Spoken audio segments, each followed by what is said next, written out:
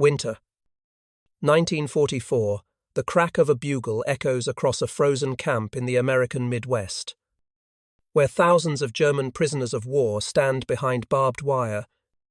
What happens to an army when its rifles are taken away? When its men are fed but utterly cut off from women, from families, from the world beyond the fence? This is a story rarely told in textbooks. More than 370,000 Germans held in the United States, 400,000 in Britain, and more than 3 million in the Soviet Union, the largest mass captivity of the modern age. Their daily lives were measured not in battles fought but in meals, letters, farm work, and soccer games under watchtowers. Yet beneath that routine lurked a quieter struggle: how to endure the silence, the longing, the absence no regulation could erase. And the question that lingers is this: in a war remembered for tanks and bombers, can the hidden war inside the barracks teach us more about survival than the clash of armies itself? Winter of 1944. In the American Midwest. The landscape was dotted with wooden barracks behind neat rows of barbed wire. The United States, almost overnight, had become the custodian of more than 370,000 German prisoners of war. Across the Atlantic, Britain held another 400,000. And further east, the Soviet Union would keep more than 3 million under far harsher conditions. It was the largest mass incarceration of European soldiers in modern history, and its daily rhythm was as important as any battlefield to the outcome of the war. Every morning began with the whistle.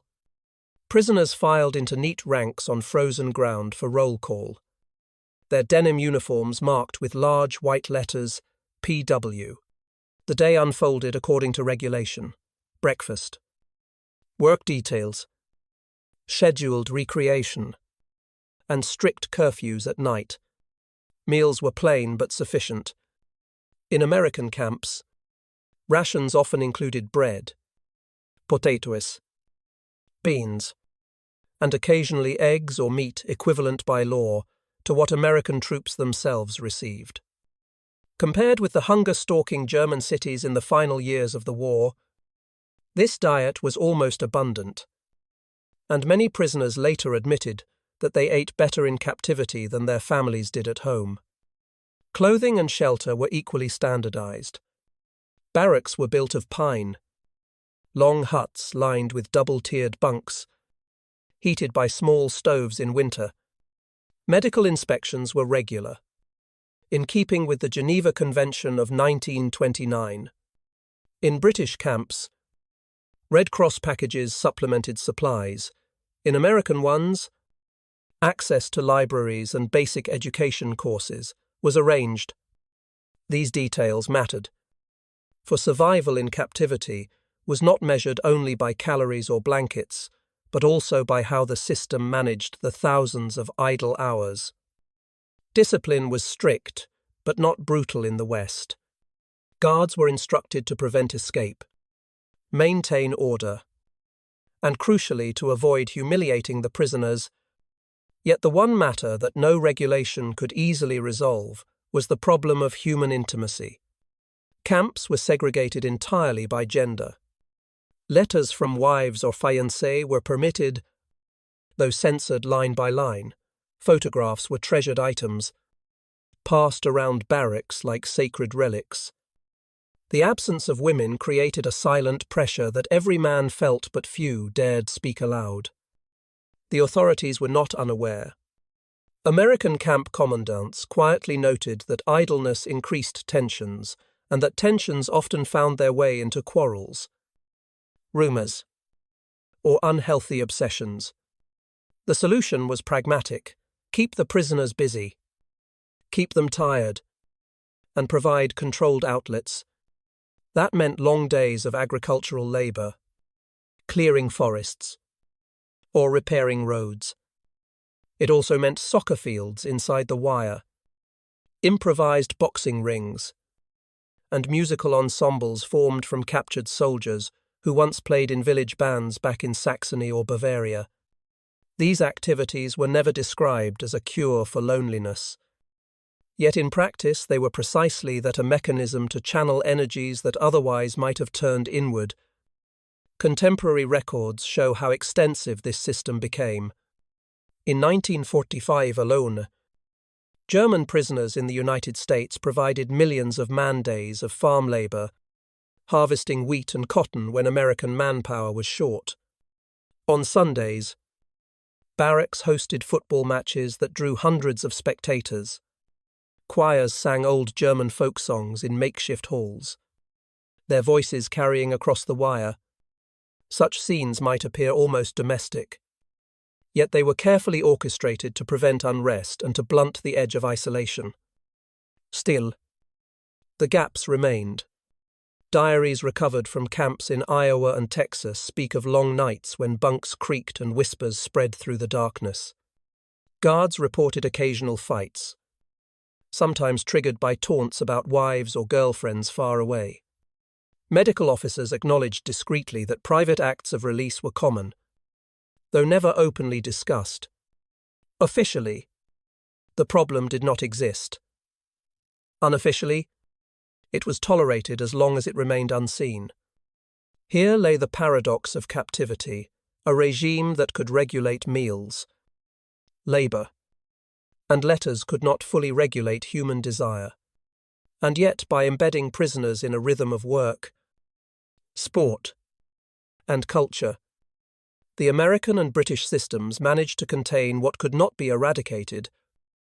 Compared with the Soviet camps, where hunger overwhelmed every other need and death rates soared, life behind American barbed wire was orderly, even monotonous. But within that monotony lay the unspoken struggle of the body. The first stage of captivity was thus defined not by dramatic escapes or punishments, but by the establishment of routine. Roll call, labor, meals, recreation, lights out, day after day. This rhythm replaced the front lines of Europe with the regimented quiet of the barracks. Yet behind that quiet, each man wrestled with the same unanswered question: how to endure separation not just from home and country, but from the most basic rhythms of human life itself. By 1945, the network of American prisoner of war camps had become an industrial system in its own right. More than 700 separate sites stretched from the pine forests of Minnesota to the cotton fields of Texas, and in each of them German soldiers were put to work. The Geneva Convention permitted the employment of prisoners in non-military labor, and the United States seized the opportunity. When young American men were fighting overseas, the captured enemy helped fill the gaps in agriculture, forestry, and construction. It was labor born of necessity. Yet it became something more, a channel through which the energies of restless men could be contained. Records from the Department of Agriculture show that German prisoners harvested millions of bushels of wheat, cut thousands of cords of timber, and maintained vital transport routes. They received token wages in the form of coupons that could be spent in camp canteens on extra food, cigarettes, or writing supplies. To many, this routine of physical effort, followed by the simple pleasure of buying a chocolate bar or a notebook, was a thread of normality in a world otherwise stripped bare. One American farm family later recalled that the prisoners worked hard, laughed at lunchtime, and seemed grateful simply to be outside the wire for a day. Oh, sport was the second pillar of this system. Soccer fields were carved out of parade grounds, goals improvised from timber, and leagues quickly formed between barracks. In some camps, boxing tournaments became serious affairs, drawing guards and prisoners alike to cheer in the evening light.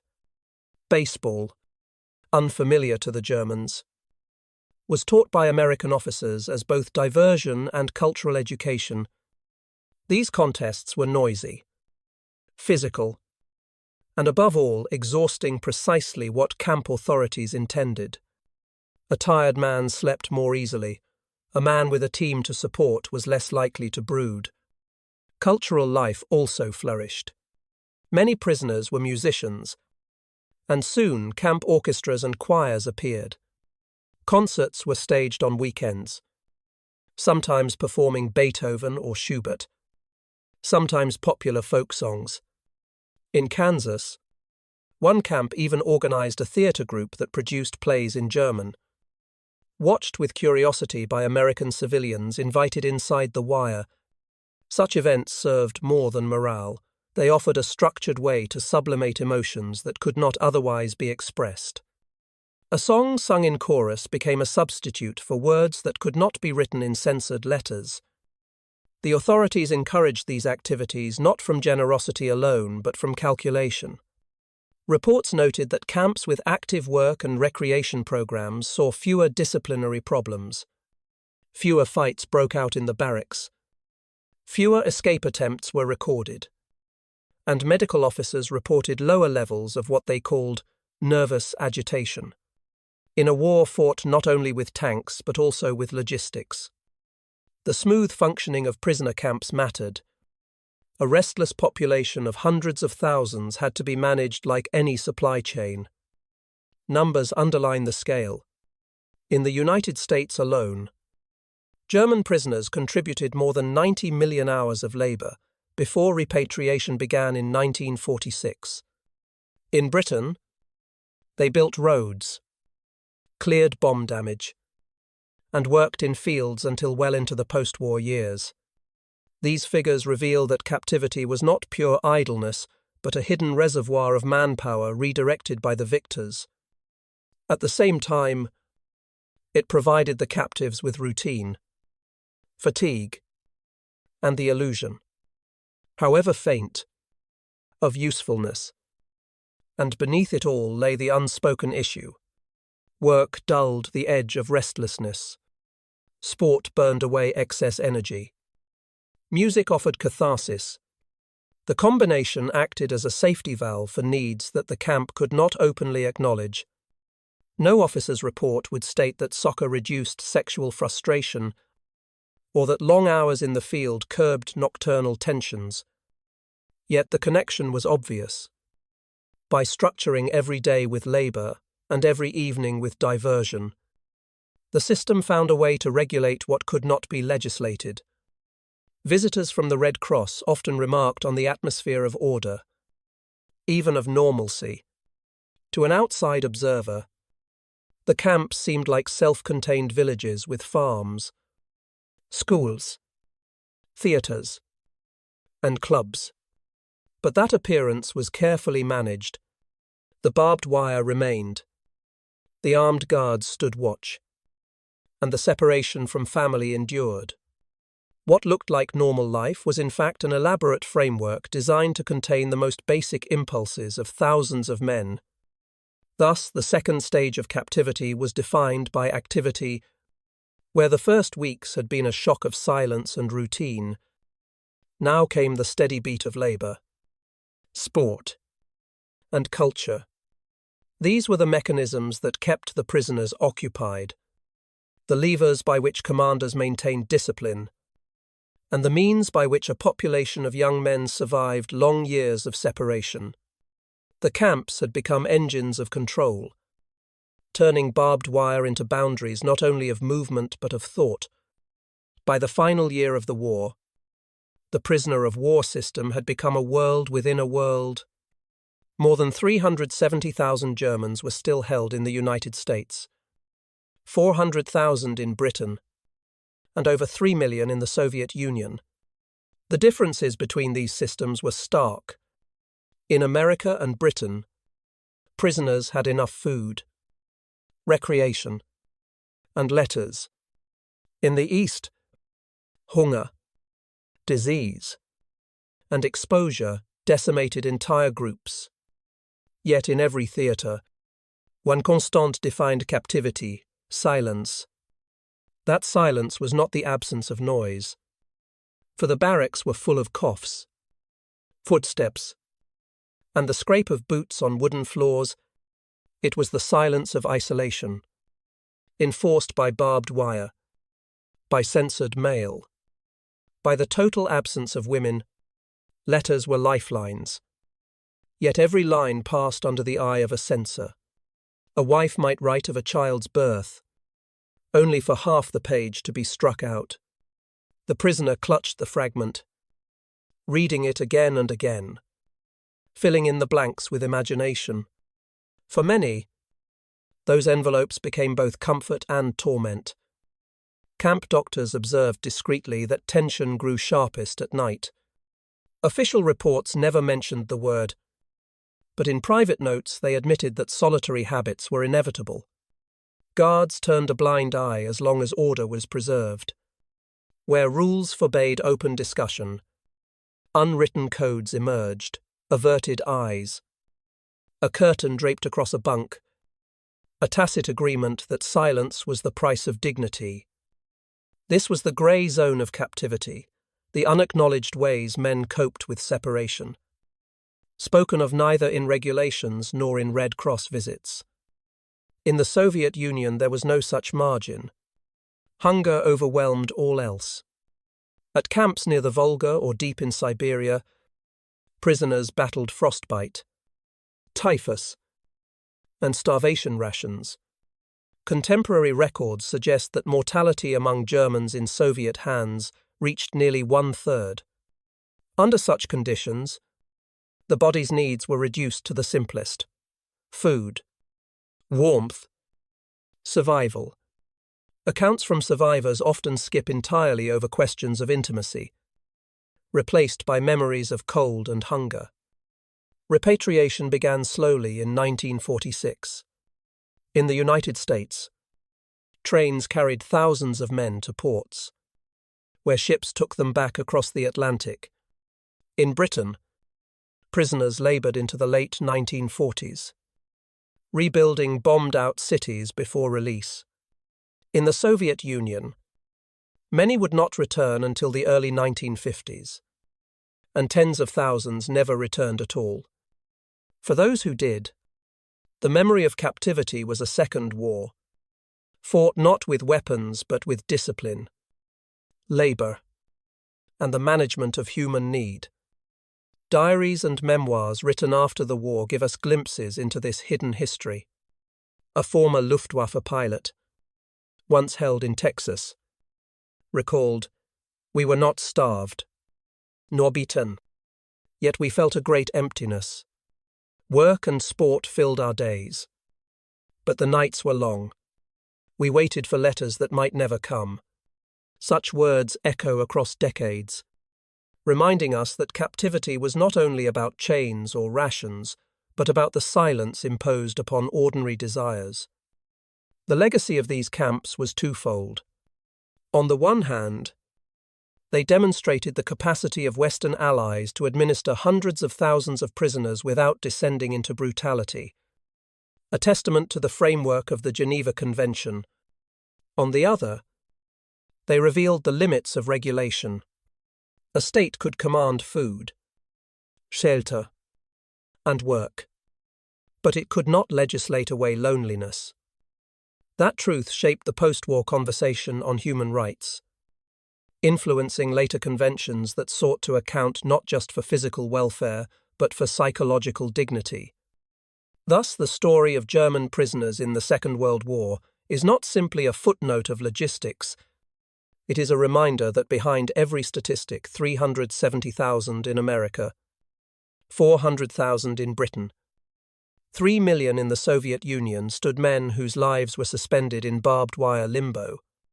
Their labour built roads, their songs filled barracks, their silence stretched across years. And in that silence lay both the harshest test of captivity and its most enduring lesson, that war imprisons not only the body, but the human spirit, and that survival is measured as much by what cannot be spoken as by what can.